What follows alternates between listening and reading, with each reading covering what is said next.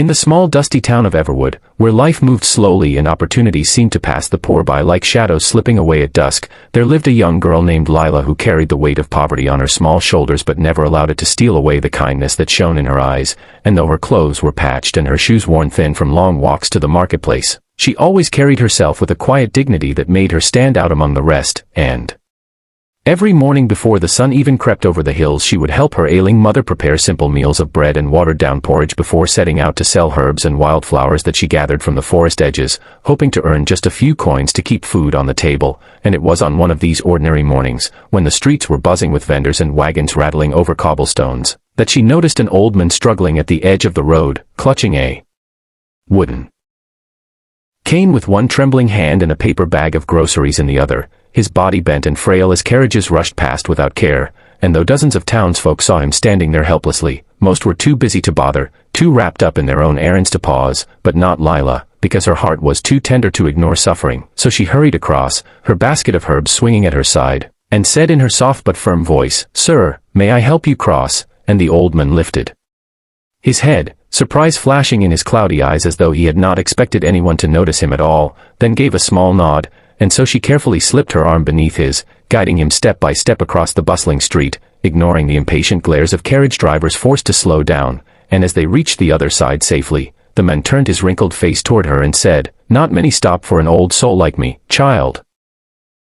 You've done more than you know," to which Lila simply smiled and replied, "It was nothing, sir, I only did what anyone should," though deep inside she felt the warmth of doing good, and after he thanked her again, she continued on her way, thinking little of it, for to her kindness was never about reward, it was simply the right thing to do, yet unbeknownst to her, that very moment had planted the seed of a life-changing story that would soon unfold in ways she could never imagine, because the old man she had helped was none other than Henry Ashford, the wealthiest farmer in Everwood, who owned endless fields of golden wheat and sprawling orchards that supplied food to half the county, though he lived humbly and disguised himself in plain clothes whenever he visited town, preferring to observe people's true natures without the veil of wealth revealing his identity. And in Lila's selfless act he saw a rare purity that struck his heart like sunlight breaking through dark clouds, making him wonder what kind of soul this poor girl possessed to offer help without hesitation when the rest of the town walked past, and that night as he sat in his farmhouse surrounded by silence, he could not shake the memory of her voice, her honesty, her gentle courage, and he resolved quietly that he would keep watch over her, not as the richest man in town, but as a silent guardian who wished to test the true strength of her spirit, while Lila returned home to her tiny shack at the edge of town where her mother coughed in bed and her younger brother